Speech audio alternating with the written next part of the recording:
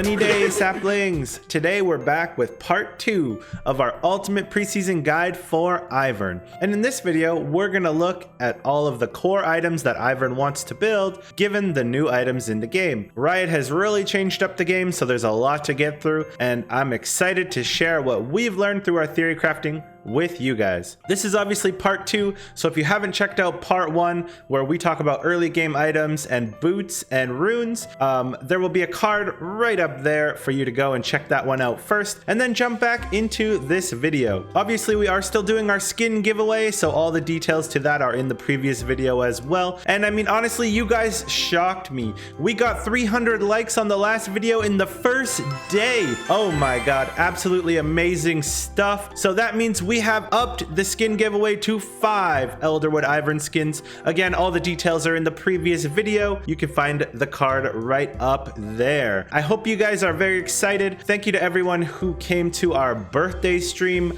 yesterday. We streamed for 15 hours for my birthday and we had a blast. We gave away an Elderwood Ivern skin all on the Twitch channel.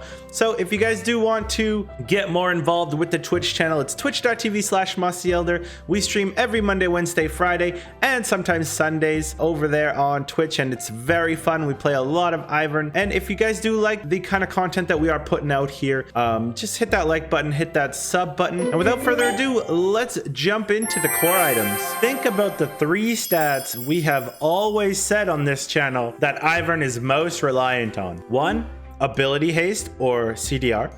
2, ability power.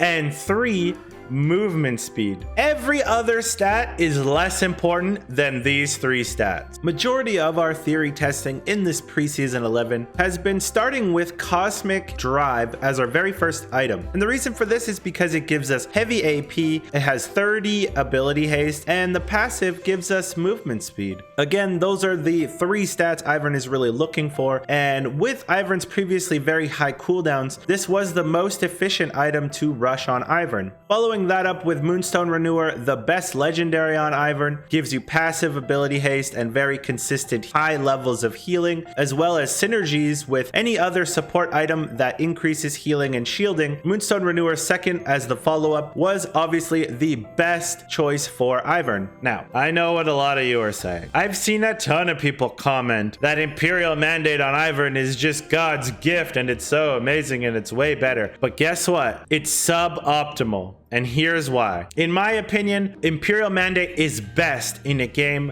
when your team is not the best team fighting team and it's all about getting picks and then split pushing and using that pressure to get objectives. If you have like a Twisted Fate, a Morgana, a Vayne, and like a Jace top on your team, sure, you need to go Imperial Mandate because you're not healing them anyway and you're not winning a team fight. Pretty much all other situations than that one though, and trust me, it took me a while to think of that one. Moonstone Renewer is just better. Think about it this way. Both items have the exact same stats and the exact same build path, so that's fine, but they differ in the passives. Mandate has a small initial proc of damage and then has much more explosive damage on the back end, but that requires your team to proc that damage. This leads to inconsistency and increased reliance on your teammates having hands, which is inherently less value than Moonstone Renewer, which says on-demand healing whenever you shield someone in combat, regardless of your teammates,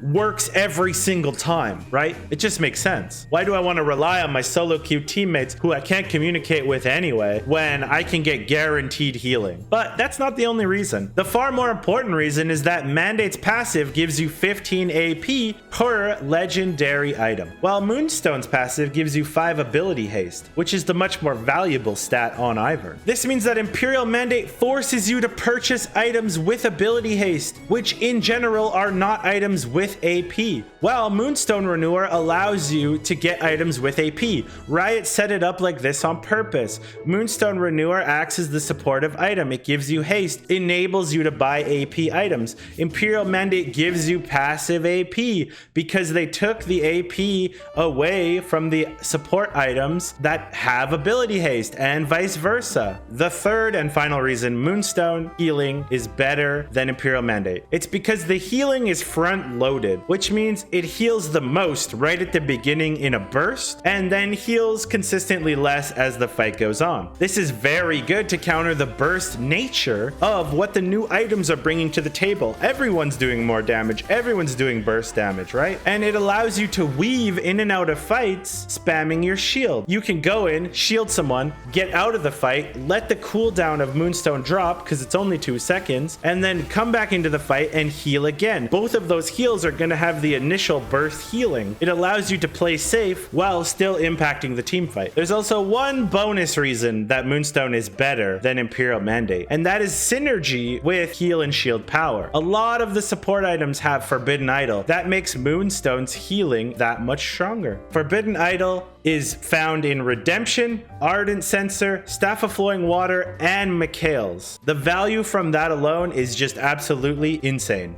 Going in the 4th, 5th item slot here, we have Staff of Flowing Water and Ardent Censer, again giving us ability power. Moonstone Renewer unlocks our need to build more haste, so we're able to spec into Ardent Censer or Staff of Flowing Water. Staff of Flowing Water, obviously the preferred pick between the two, as it does give movement speed and increased AP when shielding an ally. Whenever your Dark Seal hits 10 stacks as well, you should be upgrading to your Medjais. If you do get behind in the early game, maybe you go 0-2 or 0-3 right out of the gate, you really don't have time to go Cosmic Drive, so you're gonna have to rush your Moonstone right away and follow that up with some more ability haste and comeback mechanics found in Redemption. Redemption and Moonstone Renewer synergize well together with the increased healing and shielding, as well as Redemption acts as effective team fighting health for the rest of your team, which might be the difference between your team dying or your team winning that fight to get you guys back into the game. So it's the perfect item to give you extra comeback mechanics, and from there you can go right back into Staff of Flowing Water. Now if we look over at the situational items, if you do have your Cosmic Drive and you're really snowballing, you're probably going to get your Medjai's 2nd item and then follow up with a 3rd, 4th, or 5th item, Death Cap and Void Staff, which is going to give you full AP and give you all the damage you need to carry the game. In that case, you can most likely skip your mythic item, or you can go with an early Night Harvester, which is going to give you extra burst. In this setup, if you do find yourself against tanks, for example 2 or 3 tanks, going 2nd item Leandries synergizes very nicely with Cosmic Drive. It gives you an extra 25 ability haste plus % health damage to really cut through those tanks,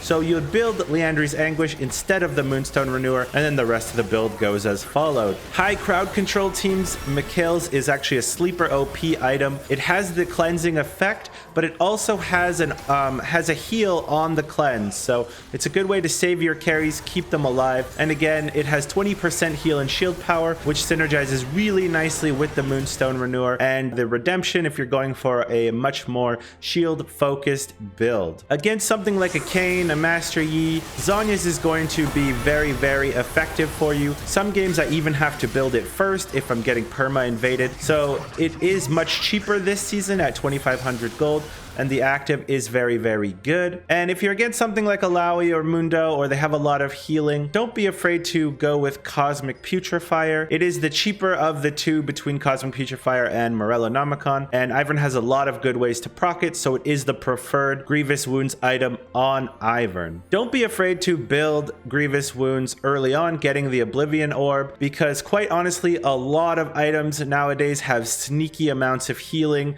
so even if they don't have healing in their kit, people like Graves, people like Kayn, people like Wukong, for example, they all have healing on autos, and so Grievous Wounds is really never a bad purchase. And so this has so far been the accepted build for Ivern, and one that I've had probably the most success on when playing in Preseason. Whoa, looks like we have a brand new build being theory crafted as we speak. This one is Jamican Banana approved, and he's over there testing it on twitch.tv/Jamican Banana. So if you are interested in some Challenger Ivern gameplay, go over there and check him out. This build was thought up after the Ivern buffs, and the idea behind it really comes from the fact that 2 seconds were shaved off of the Ivern Q and 1 second was shaved off of the Ivern shield. So going Staff of Water first is really all in the name of gold efficiency, or bang for your buck. At 2300 gold, the amount of AP that you get from this item, as well as the movement speed on the passive, helps you hit a 1 item power spike, giving you those passives a little bit sooner than the Cosmic Drive build of old, albeit with a lot less ability haste. But since Ivern buffs have lowered the cooldown on Ivern's early game abilities, rushing haste becomes slightly less effective, as the lower your cooldowns, the less cooldown reduction you're going to get from each point of ability haste. At 2300 gold, this is the most AP and movement speed you can muster while helping your teammates, particularly in the mid 2v2s with, if you have a Syndra on your team, for example, or a Seraphine, you're really going to get maximum value out of this rush. Rushing this item gives you 60 AP from the item alone, and early game it's going to give you an extra 20 AP, giving you early game 80 AP from 2300 gold, which is the Staff of Water price. Late game, however, that scales up to 40 additional AP when shielding an ally, giving you 100 AP late game from just 1 item, Staff of Flowing Water. That is really the foundation of why this build has come about, and let's jump into the infographic here and check out the rest of the build. You'll see here the early game items and runes are of course always going to be the same. These are the most effective for Ivern, and you're going to see in the core items here, Staff of Flowing Water into Moonstone Renewer is really your first 2 item core here. When you do hit 10 stacks on that Dark Seal, upgrade it over to a Medjai's. If you find yourself snowballing or rolling, go for a 3rd item, Rabadon's Death Cap, for all the AP you can possibly muster. Synergizes very well with the early Staff of Flowing Water. If you do find yourself behind after the first 2 items, go and grab yourself Redemption, obviously synergizing with Moonstone as we talked about previously, and all the extra effective team fighting health to help you get those dragons or those barons. Finally, finishing off with an Ardent Sensor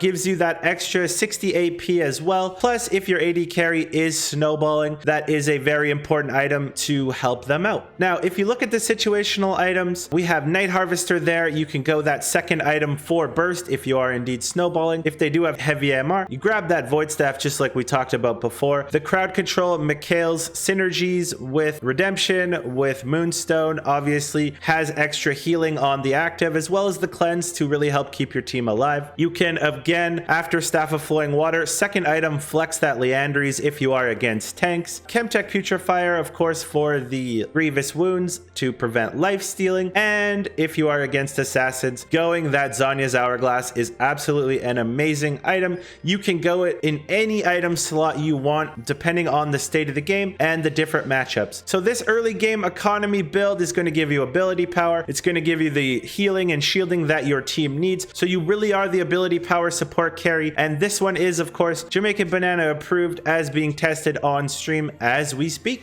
This really is the most optimal way to play Ivern, especially in low elo. The best way to play Ivern in low elo is to work on your mechanics, make sure you're always using your auto attacks to get as much damage as possible in any type of team fight, and build pure AP to be that carry that your team really needs. That's really the easiest way to climb. These builds are going to help you do just that. If you guys do like what we do on this channel, of course, come and follow us. We got Twitter, we got Discord. Like this video, we're always active in whatever new Ivern stuff is going on. I hope you guys are really enjoying what we like to do here. I just want to give a huge shout out and thank you for us hitting 2,000 subscribers on YouTube. I wanted to just show a little montage here of some of my absolute favorite comments that you guys have been leaving me. Your support that you guys have been showing is absolutely incredible, and I love it. I could not be happier with the success that we've been able to achieve and the community that we're growing. You guys are literally the nicest, most giving community on the internet in League of Legends, and I'm really happy that Ivern can inspire so many of you to do your best in the game, but also to grow yourselves as people. So I hope you guys have a sunny day. Think about that, and I'll see you guys in the next one.